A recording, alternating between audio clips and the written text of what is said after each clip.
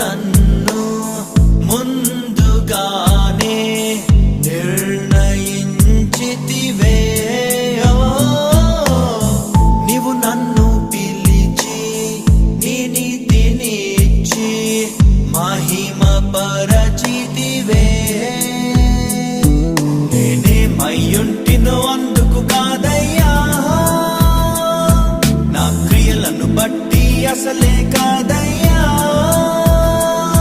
చూపావు ప్రేమ నాపై, పిలిచావు నన్ను కృపకై. జనములకు ప్రవక్తగా నన్ను